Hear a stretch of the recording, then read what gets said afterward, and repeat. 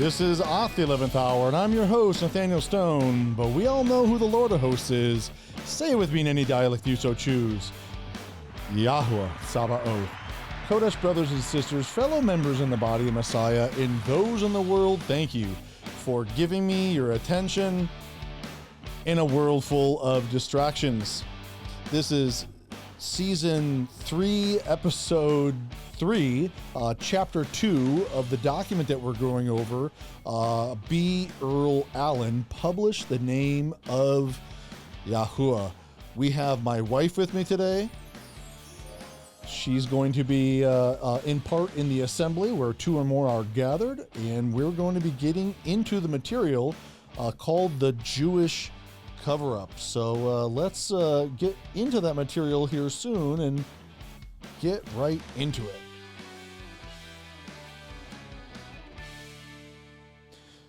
So the table of contents, we've gone over that, and we have, one second here. We have the Jewish cover-up of don't mention his set-apart name. So the conspiracy to cover up the set-apart name goes way back, even as far back as the days of Eliah. That's Elijah in the common tongue. The religious leaders thought that they would get along better with religiondom around them if they used a common title they could all agree on. So Baal means Lord. So let's actually go there. Let's go to Hebrews chapter 2 verse 16, and I'm gonna share that material.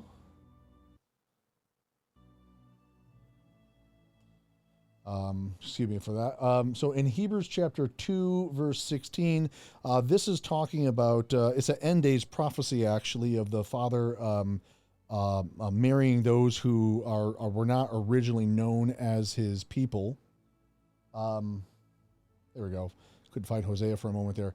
And in 2:16 we see here, and it shall be in that day, declares YAHUAH, that you call me my husband and no longer call me my Baal. And that word Baal is there, Baali, the I at the end of it is means like my. So like if you say husband, it's like ish, and then my husband would be like ishi. A wife would be asha, and then like my wife would be ashathi. So Baal is Baal, but if you would say my Baal, you would say Baali. It's the possession form of the word, Baal. So here in Hosea 2:16, prophecy in the end days, he's saying that it shall be in that day that you call me my husband, you call me Ishi, and no longer call me Baali, is what he is saying there. So we see that there seems to be his people, or people that were in. Let me kind of go down here at the bottom of the chapter here. People here where it says that they were not his people, and now you are my people. So he says, and I shall say to those who are not my people, you are my people. So it's showing that people that were outside the covenant are calling him Baali. Now, many people know in Matthew chapter 12, forget the verse location, Beelzebub, Baalzebub. They've heard that before, Beelzebub.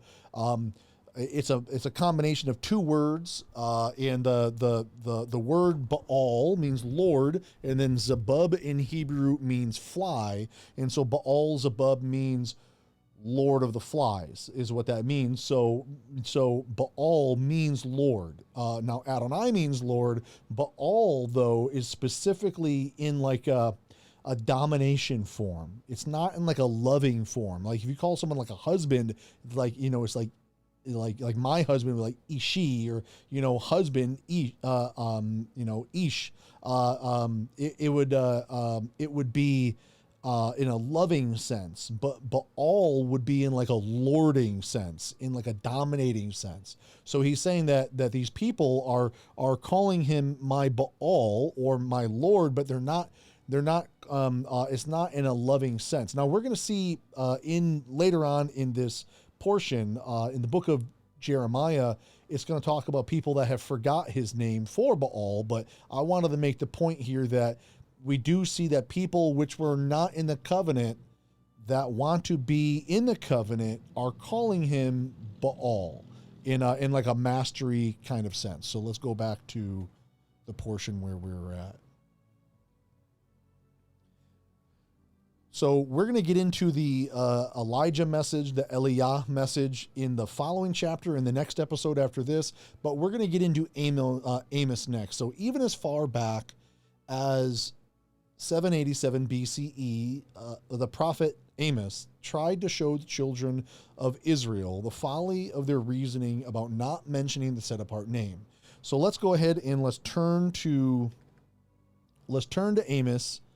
And let's look in that portion, because if you look at that portion and take it out of context, remember the scriptures are all about location, location, location. And, real estate is all about location, location, location. And the scriptures are all about context, context, context. So if we were to just isolate this verse and say, like, here, hush, we have not remembered the name of Yahuwah. It sounds like it's, or in the King James, it'll say, hold thy tongue, for we may not make mention of the name of Yahuwah or the name of the Lord. Let me kind of pull that up here. I'll put it up in the interlinear form here. It says, hold thy tongue, for we may not make mention of the name of the Lord. It almost kind of sounded like, hey, like, hold your tongue, like, don't make mention of his name. If you were just to isolate it in that portion there. But that is not what Amos is talking about. The title of this chapter here is Woe to Those at Ease in Zion. It's talking about woe to those at ease. They're trusting in Samaria, the Shomeron, 10-tribe kingdom. They are, the chief of the nations, which the house of Israel, the house of Yasharal comes, pass over to Calneh. Now, Calneh is a kingdom, is a city that Nimrod built. This is found in Genesis chapter 10. I forget the location. It's likely somewhere in the teens. Calneh, when you look up Calneh, it means fortress of Anu. I'll put that up here. And fortress of Anu, being short for Anunnaki, and Anunnaki is the Sumerian or Assyrian equivalent of the Hebrew word Nephilim, the fallen ones. So he's saying pass over to Calneh, the fortress of the Anu, the false deities that people gave their praise and worship over to, and then saying go down to Goth of the Philistines, which is where Goliath, another Nephilim, came out of. Are you better than these kingdoms, or is their border greater than your border?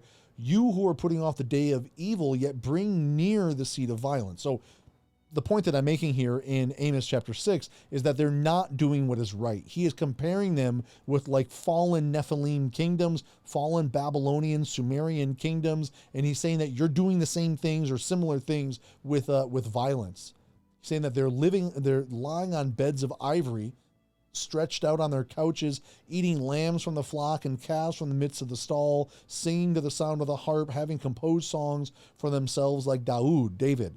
So he's saying that you're living in the life of luxury, but it's saying here in 6:6b, yet they have not been pained over the breach of Joseph, meaning that you're living in luxury, but you're not pained over the breach of Joseph. What was the breach of Joseph?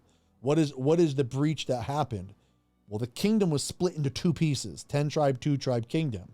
He's basically saying like you're living in the life of luxury, but you haven't reunified. The breach it exists. The sin of Jeroboam, which basically is the foundation that the rebellion of the 10-tribe kingdom is founded upon, found in 1 Kings chapter 11 and chapter 12. It's this faulty foundation that created a new religious system, that created a new priestly worship, new holy days, as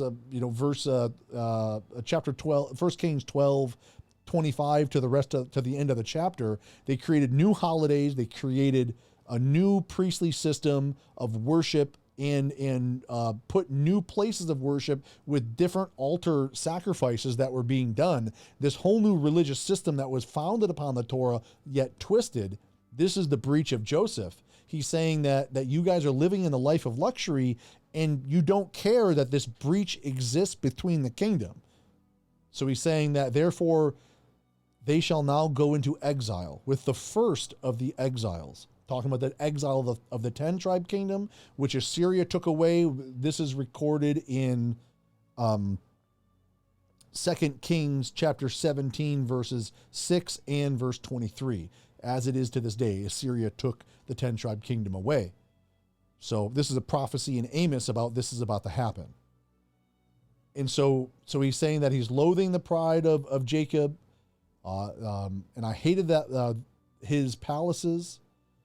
Therefore I shall deliver up the city and all that is in it. And it shall be, if 10 men remain in one house, they shall die. So I say all that to give you context to verse 10. Because in the portion that we're reading in the document in chapter 2, he just isolates that, and he does make a good point on that, but I wanted to expand upon that, showing that contextually they're not doing a good thing. Now verse 10 it says, and if an uncle or his undertaker brings the remains out of the house, he shall say to one inside the house, is anyone with you? And he says, no. Then he shall say, hush, for we have not remembered the name of YAHUAH. Remember that the point of the entire document, the point of this entire video series is publish the name of YAHUAH. And it is important to know the name of YAHUAH. Now, the spoken pronunciated name is important in the dialect aspect. You know, we're going to get into the reasons why I believe and why, you know, Mr. Allen, your brother Allen believes that it's pronounced YAHUAH in the later chapters. But in the earlier chapters, he's mostly going over character representation. Because as we've covered before, the word name is Shem in Hebrew. It means character, power, and authority. So what he's saying here in Amos 6:10 is, for we have not remembered the character, power, and authority of YAHUAH. But it's more than just that, because as we're going to see here shortly in the book of Yirmiyahu, is that they forgot actually his name as well. They kind of go hand in hand. The meat of the matter is the character, power, and authority, but the milk of the matter is the spoken pronunciated name. So as Amos 6:10 is saying, is for we have not remembered the name of YAHUAH, meaning that they forgot it. And because they forgot his character, power, and authority, and also his spoken name, they were carried into exile into the Assyrian with the, as it says here in 6, with the first of the exiles. Now, the 2-tribe kingdom was exiled into Babylon, and we're going to show also later on in this chapter that they also forgot his name, and it talks about it in the scripture. So let's go back to where we're at. Is there anything you want to add to this before we continue? No, I got confused. Is Ishi or Aishi? Yeah, I sorry if I said it wrong before. It's Aishi. I think I might have said Ishi. I think it's Aishi. I think it technically is Aishi. It starts with an aleph, and so it's Aishi, my husband. Yes. Aishi. Yeah. No, I just had a question, but you answered me. I thought they could not spoke the name of YAHUAH because they were in rebellion against him. So actually, I would say that that they were in rebellion by not speaking his name. The rebellion started by changing his name, and by changing his name, something so small. I mean, if you really want to boil it down, you're like, so what? So I call him by a different name. If I did everything else right, then there's no problem. And you kind of would have a point there, but the problem is that like a snowflake starts an avalanche.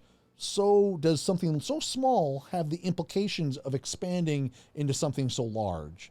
And so, when YAHUAH creates something perfect, anything that is altered, it doesn't matter what it is. Like you look at a car, If you say a car is a perfect design, just for metaphorical reasons, a car is a perfect design. Any like integral piece or any part of that is taken from that essentially messes with the perfection of the vehicle. Like you take away the tires. Well, the tires are now the most important part because that's the missing piece. You take away the fuel. Now the fuel is the most important part because that's the missing piece. You need all the elements of a car in order for functionality.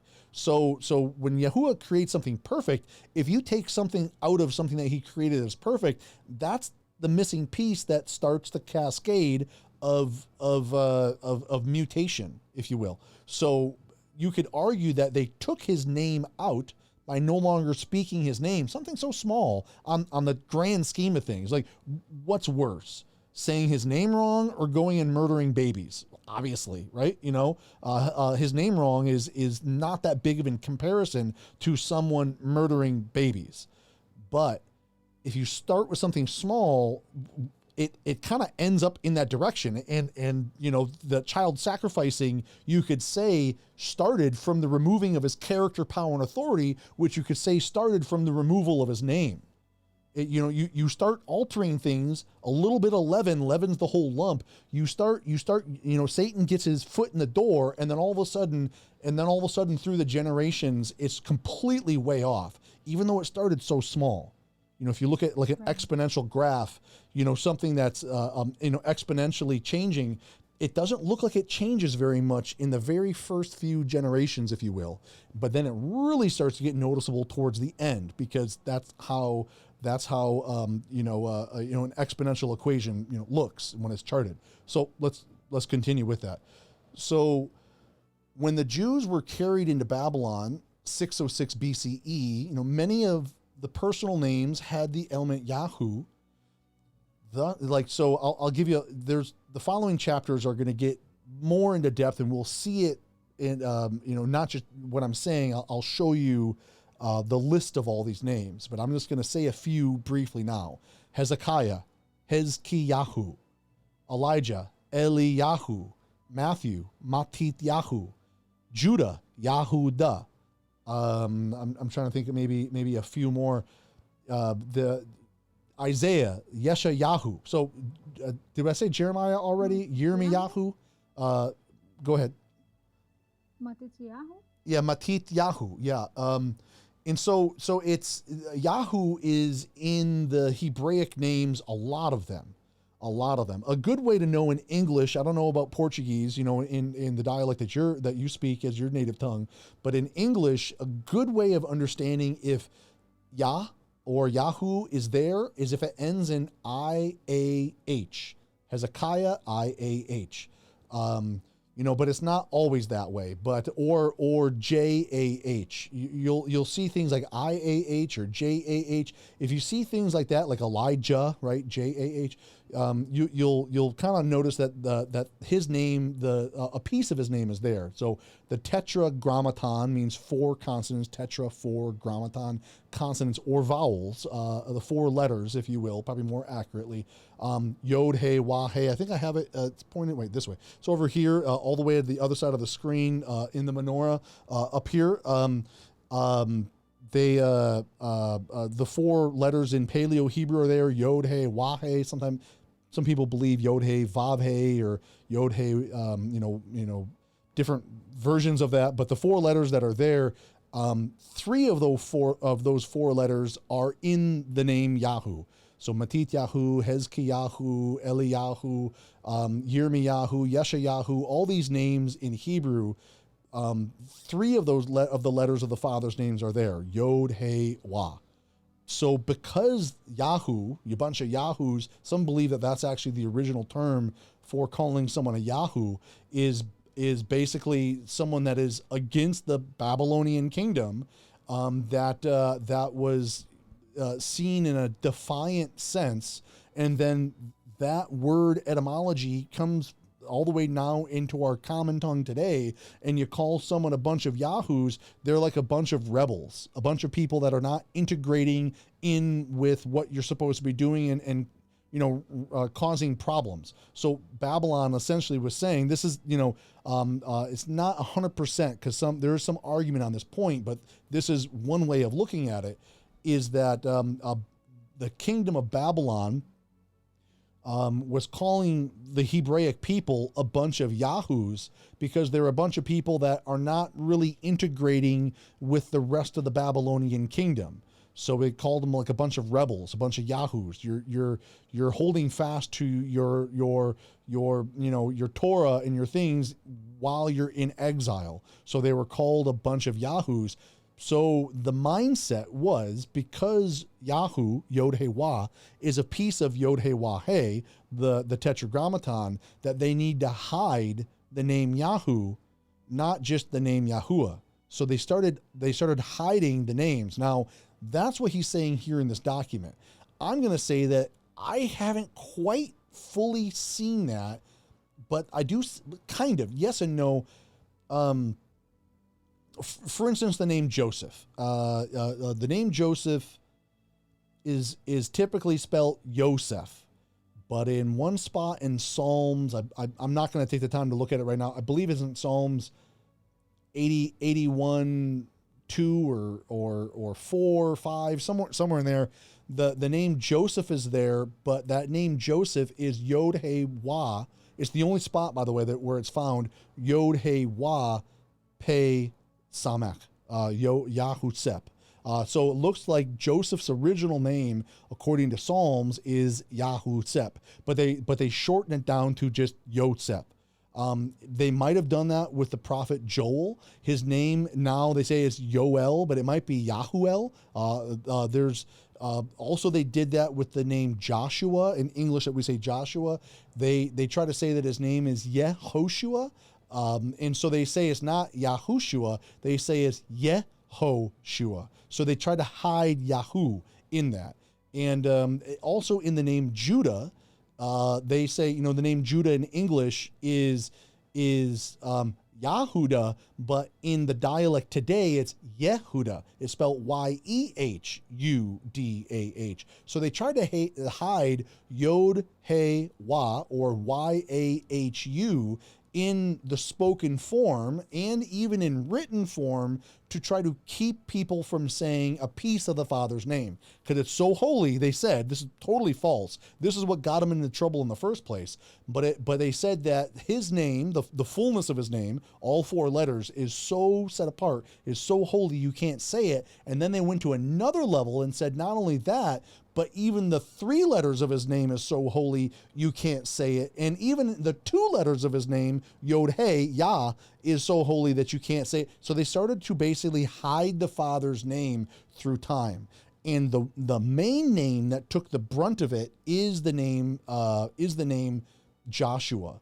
And we see in Joshua, son of Nun, I think I talked about this in episode 1 of this series, that Joshua's name is a 5-letter name format, Yod-Heh-Wah-Shin-Ayin. But then after Babylonian captivity in the book of Nehemiah, Nehemiah, right? Nehemiah is found Yod-Shin-Wah-Ayin. Nehemiah 8:17 is where that location is at. And you see post-Babylonian exile, they took the word Yod-Heh-Wah out of the name that we say Joshua and then just shortened it into Yeshua.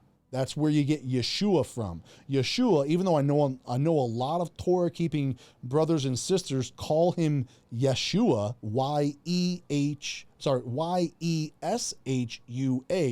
Yeshua, but Yeshua is a post-Babylonian exile condensation of the removal of Yahu from the name Joshua. And I believe they did that because Joshua is the name of the Messiah. So they specifically targeted his name and shortened it. Even in the book of Nehemiah, you see the shortened aspect there. You see elements of this Judaism mindset growing even in the book of Ezra, in the book of Nehemiah, in the Maccabees, in the whole New Testament. You see this removal, these fence laws that are put in place, which are actually against the scriptures. So let's look here. Go ahead. Sorry. No, it's You great. have all the names that containing Yahoo has been changed? Into English and other languages, yes. And I do believe that is why they did, because they try to hide the father's name. But I think there's something more sinister to it. But let's talk about the sinister aspect. Remind me, say the word sinister if I don't remember before the end of the teaching here. If I don't remember, remind me, just say sinister. Hey, you wanted to say something about something sinister they're trying to do, and I'll remember it. But let's move forward into that. But yeah, yes, they answered yes, they did try to hide all the names Yahu everywhere. This is why they played the dialect game. That's why we call him Jeremiah now instead of 𝤉𝐄𝐄𝐄. That's why we say Elijah with a J, J-A-H, instead of saying Eliyahu, because they're trying to remove it everywhere. It's a satanic influence. That's the sinister aspect. That's the answer, but I'll elaborate on it more. So he's saying, perhaps they meant well. I think the good people were deceived that they were meaning well, but I think that malicious people under satanic influence, wolves in sheep clothing, entered into these assemblies and started planting these seeds that for the intent to remove the Father's name from it, to weaken his people. So let's look at Jeremiah, 𝤉𝐄𝐄𝐄, chapter 23. I'm going to go there actually. So let's turn there. And that was my next question. Yeah, was what? Just answered. Why do you think this teachers, this master, tried to hide the name of Yahweh? And you just told Satanic Influence. Yeah, it's Satanic Influence is what I believe it is. This is Jeremiah, 𝤉𝐄𝐄𝐄 23:13. And it says, "And I have seen folly in the prophets of Shomeron," there's the 10-tribe kingdom. We just covered that in Amos chapter 6. "And they prophesied by Baal," they prophesied by the Lord, "and led my people Yasharal," my people Israel, astray. So by their prophecies, these false prophets of Baal, these prophets of Samaria, these false priests that the king Jeroboam in 1 Kings 11 and 12, namely verse 12, or chapter 12, set up. These prophets, the one that we're going to cover in the next chapter with the showdown of the prophets of Baal with the prophet Elijah in the following chapter, these prophets of Samaria were leading his people astray by Baal.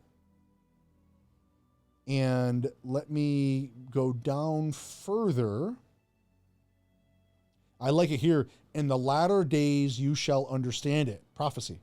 We're going to understand. We understand it now. The latter days, right now. We're in the latter days. We understand it now. Why? Because they are changing his character, power, and authority, and also changing his vocalized name.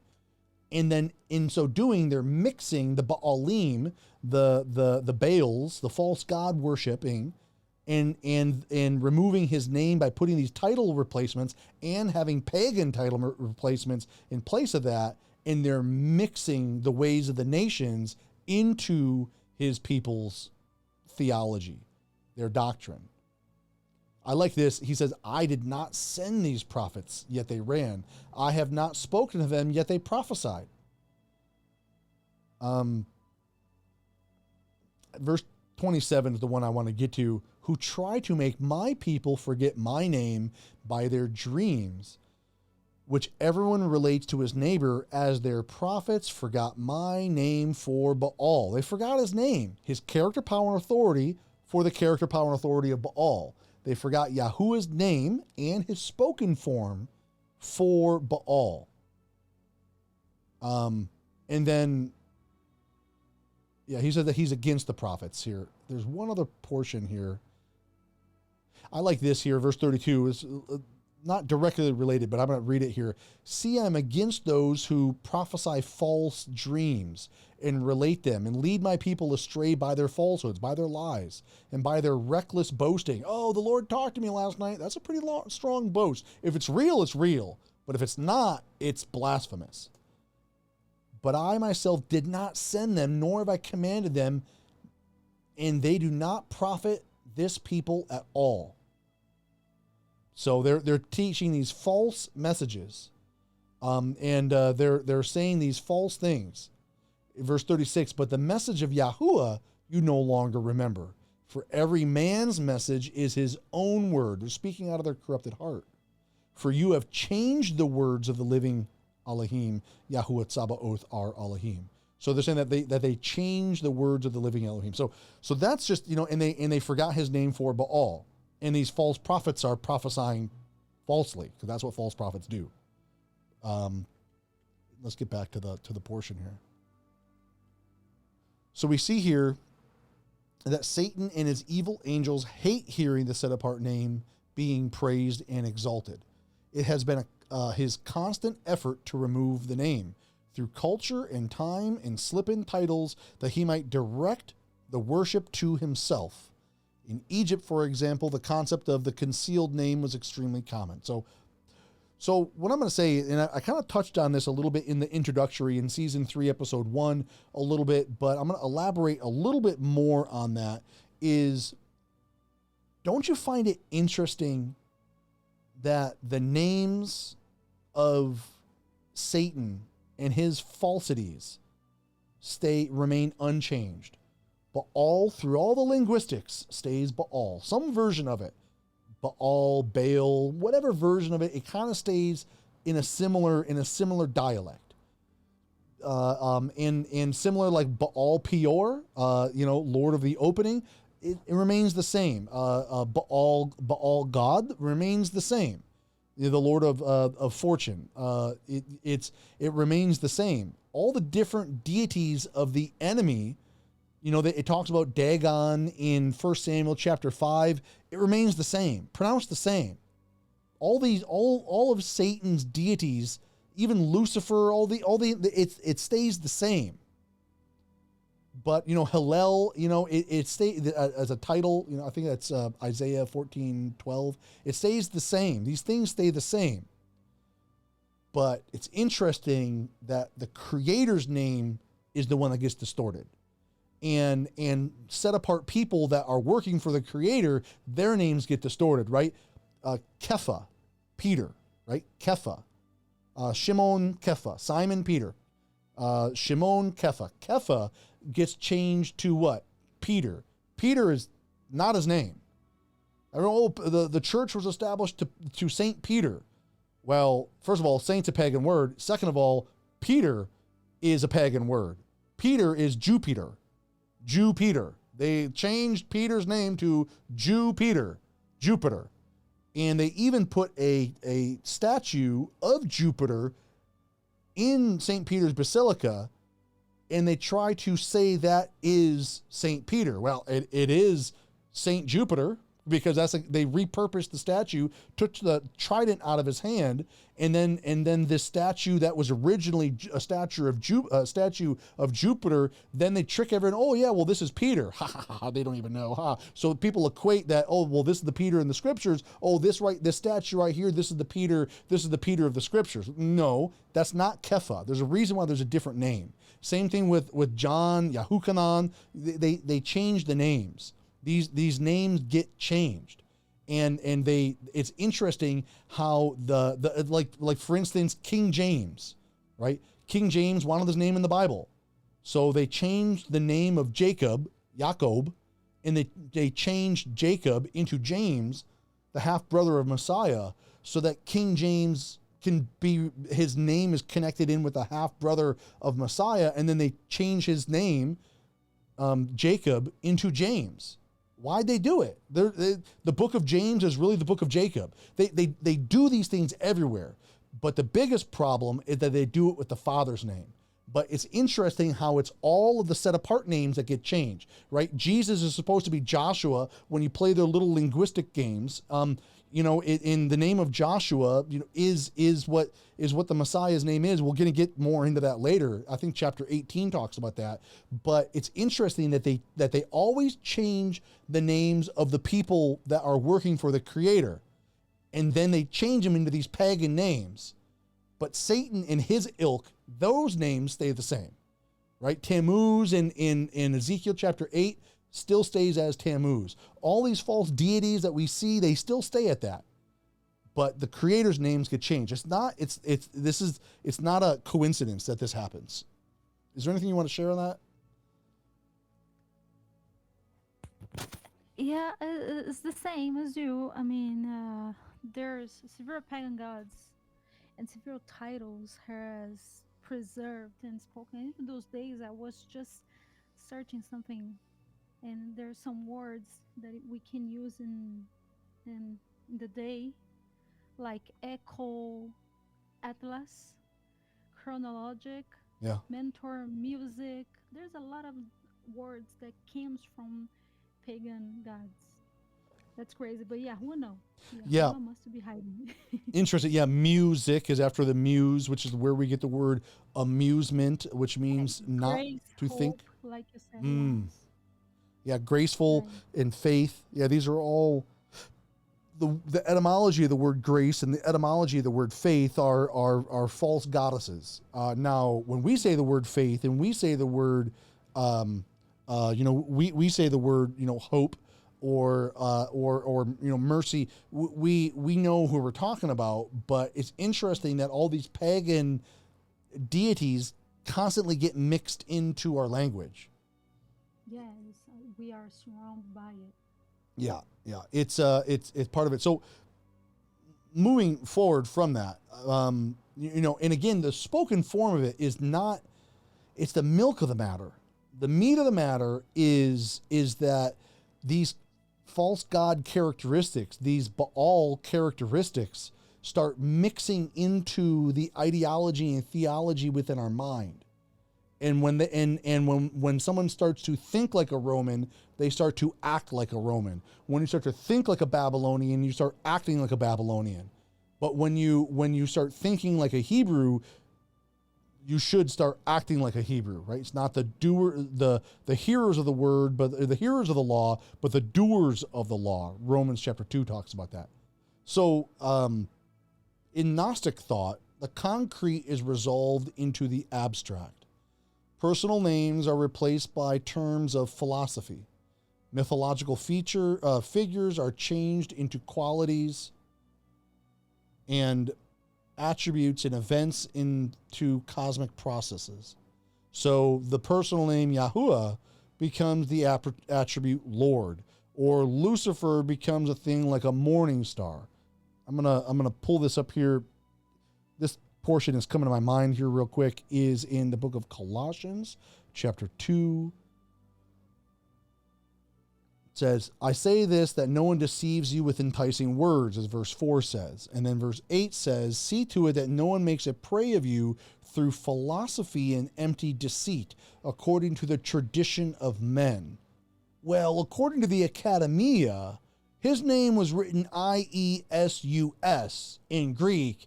Therefore, that's why his name is Jesus today. But then they don't equate, well, that name, G2424, according to BibleHub.com, appears 923 times in the Greek New Testament. And 4 of those 923 times is talking about someone with the same name as Messiah, but a different person. One of those that I'm gonna point on is Acts chapter 7, verse 45, is talking about Joshua, son of Nun. So, like, they try to say, well, in Greek, G2424, Iesus is where we get the name Jesus at today, and so that's why we have it. And if he didn't want us to say Jesus, he wouldn't have wrote it that way. Well, then why did you translate the book of Acts chapter 7:45 as Joshua? Why is that Joshua, son of Nun? Written the same way as Messiah's name is written. They can't even support their own lies. So you can't have one person named Joshua and another person named Jesus, and their name is written the same way from the same culture in the same dialect. That's not how it works. That's not how linguistic works. They clearly, specifically manipulated Messiah's name into the name Jesus for malicious purposes, and they try to use the Academia. Well, according to Academia, right, as it says in Colossians 2:8, these traditions of men, these elementary matters of the world, will make prey of you through philosophy and empty deceit. That's empty deceit. That's exactly what we're warned about. In fact, in the book of Colossians chapter 2, this is talking about Gnosticism that is infecting into the assembly of Colossians. He's giving you a warning of that. Another aspect before we move forward, I'll show you the... It says, do not, where is that, where it says, do not eat. Do not touch, there it is. Do not touch, do not taste, do not handle. Verse 21, which are all to perish with use according to commands and teachings of men. That's Gnosticism. They well, eating and drinking, those things are like earthly. You don't need to do that. No, we rise above that. And they hyper spiritualize things. It has the sound of wisdom, but it's not. It's empty deceit.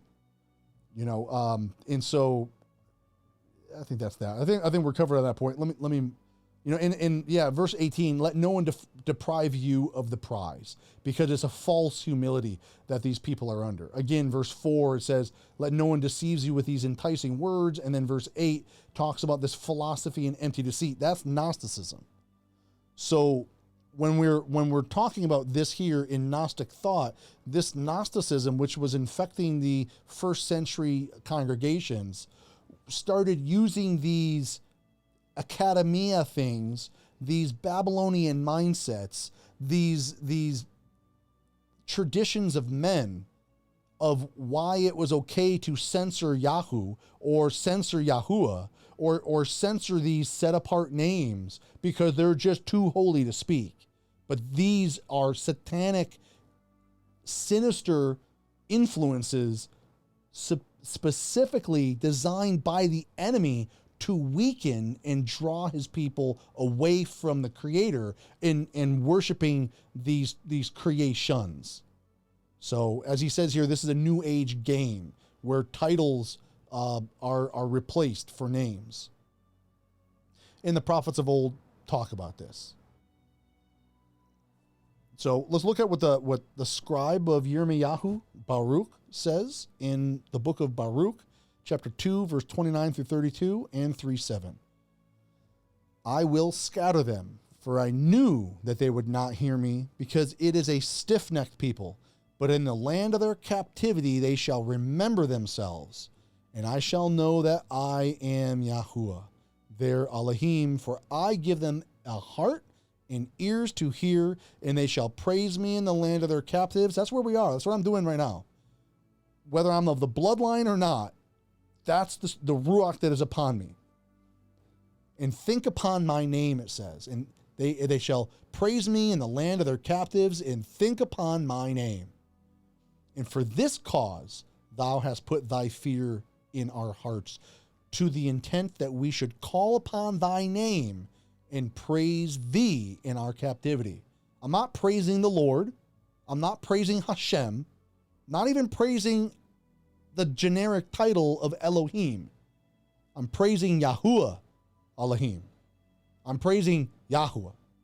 And hallelujah for Yahushua HaMashiach, as you would say in the common tongue, Jesus Christ. Hallelujah for his only begotten Son. These are the names that we should praise. And it's more the character, the power and authority, that the personality, the characteristics, the desire of the Creator that we're supposed to reflect. But it is also about dialect. And I do draw the line that I understand we don't speak Hebrew. I get it. But if you can learn a person's name from another country, you can definitely learn the name of the Creator from another realm, not of this world. Pretty sure you can do that. You say you worship him. Do you? Because I see a lot of people try to wrap the Creator around their understanding. How about you wrap your understanding around the Creator? That's what worship is. We're not worshiping self. So in Messiah's time, these Jews were still in this mode of not mentioning his name. In fact, the word Yahushua, was in constant controversy because, as I shared earlier, let me see where I'm at. I don't want to go over an hour. Got about 15 minutes left. As I shared earlier, they changed the name of Joshua because remember, that's the Messiah's name. They specifically targeted his name. They changed the name Joshua ben Nun, the successor of Moses, from Yod-Heh-Wah Shin Ayin or Yod-Heh-Wah Shin Wah Ayin. It's in a 5 and in a 6-letter format, mostly in the 5-letter format, from Nehemiah 8:17, post-Babylonian captivity, into just 4 letters, and they took Yod-Heh-Wah out of it and just replaced it with just a Yod. So when Messiah is born, in even calling him Yahusha or Yahushua or Yahushua, there's a little bit of dialect. We're going to get into it in chapter 18 and some other chapters. But calling him with Yahu in his name was actually controversial at the time. You're not supposed to say Yahu.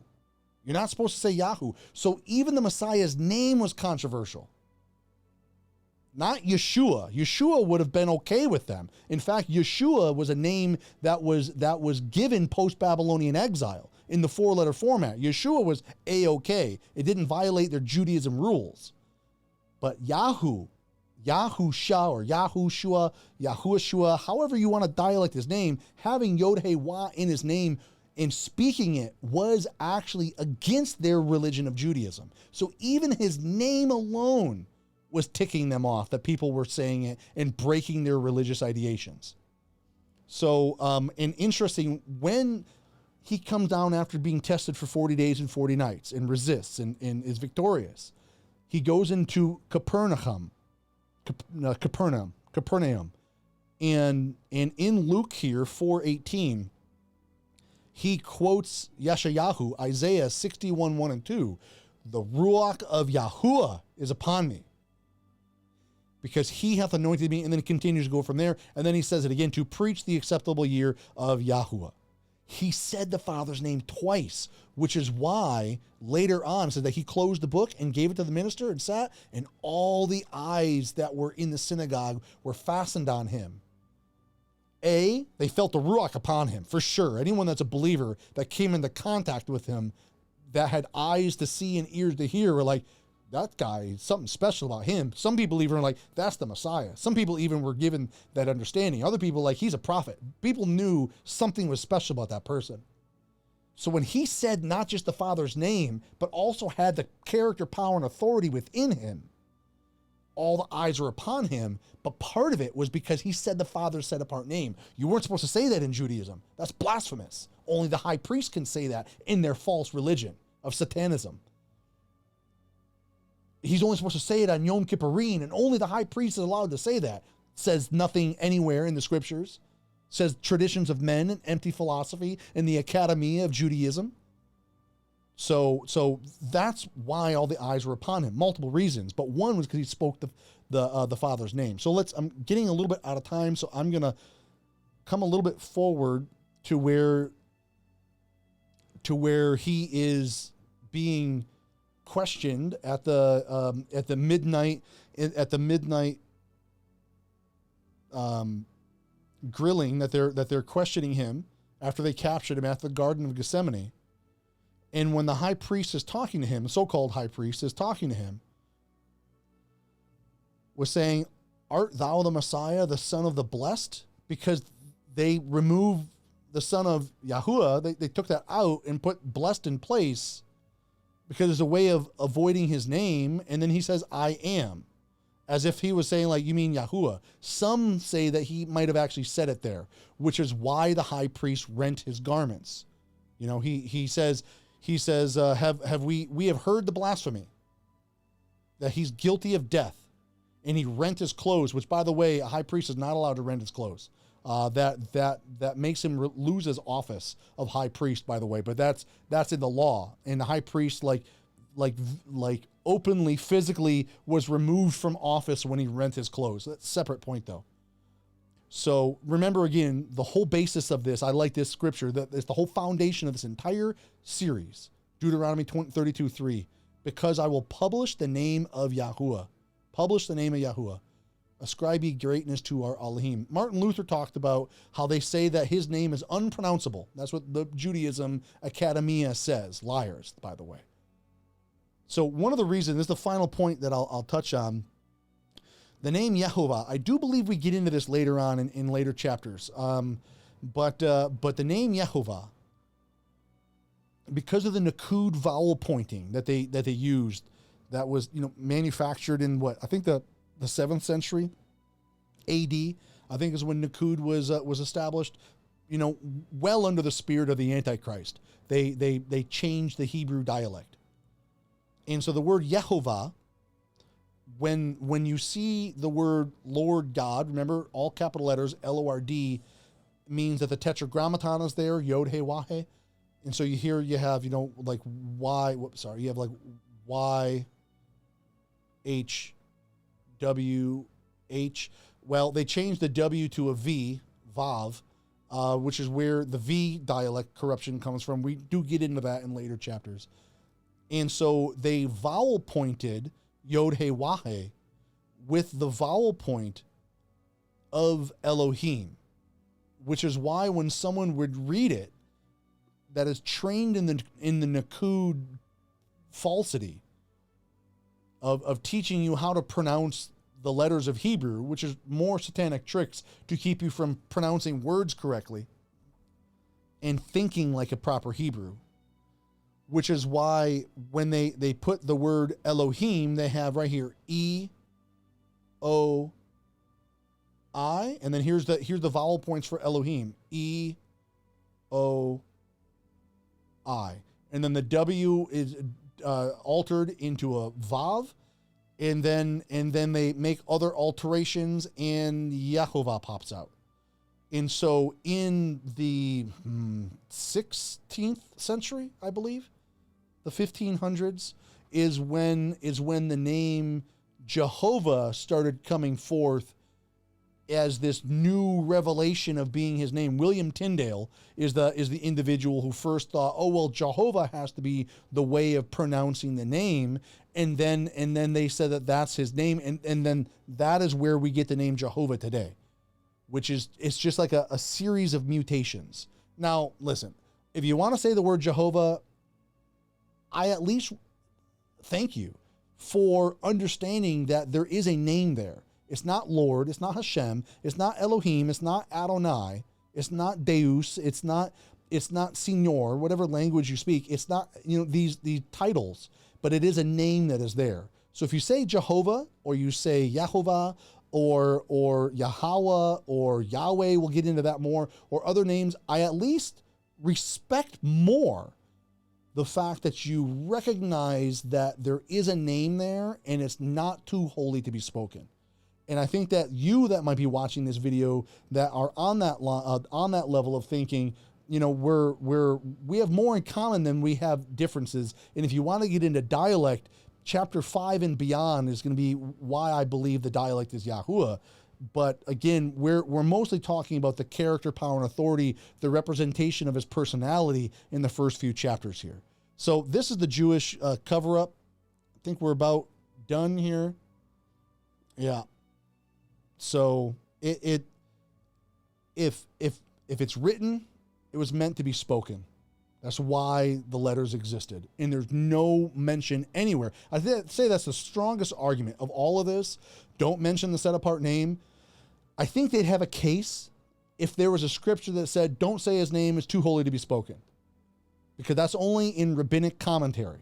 That's not in the actual scriptures. Because rabbinic commentary is the Talmud and the Mishnah and the Gemara, these documents summed up in the word Talmud, they were written under the spirit of the Antichrist from the 3rd century to the 5th century AD. So they don't hold any validity at all, zero. So I don't care what those documents say. They might be used for some historical reference or some stuff, but just like when you look in a history book, you got to take everything with a grain of salt, you know, but it's not mentioned anywhere in the actual scriptures that are inspired. Nowhere. Not in the book of Jeremiah, not in any of the prophets, not in the book of Moses, not in the Brit Hadashah, not in any of the kings or other writings. There's no mention of that anywhere. Actually, to the contrary, there's tons of mentioning of people that removed his name and started changing his name, and then were told to call upon his name. So I would say, you know, is there anything that you want to say before I close off, Amor? No, no, everything was really clear to me. Thank you. So I would just say, you know, we have our, where's that at? Did I lose it? No. Oh, I put it up there. Yeah. Whoop. Sorry. I would just say, as our jar of pearls that I have, of don't cast pearls before swine. Regarding that cover up, is his name is not too set apart to be spoken. In fact, to the contrary. Yahuwah, if you want to say Yahweh or Jehovah or Yehovah, we're more in commonality. But to the people that are calling upon a title or replacements, especially that are replacing his set apart name with names of pagan gods that are mixed into our dialect, you need to be corrected. And it does sound like it's such a small point. And it is, the spoken format of it is just a really small point. But just as an avalanche can cause a cascade into an erosion of a problem, so too can one little pebble thrown into a pond ripple the entire pond. And if you can just be corrected in just such a small little thing, it's not too set apart to say Yahuwah or whatever name that you want to, whatever dialect you want to call him, right? You know, you say it with me in any dialect you so choose. Yahuwah, Tsabaoth, whatever dialect you want to use for the Father's name. Please just stop using these pagan title replacements. It's important. That's what the entire first 4 chapters of B. Earl Allen's message is all about, is he's trying to show you how important it is. So with that, I'll say, remember, guard your heart, guard your soul, guard Torah, or pay the toll.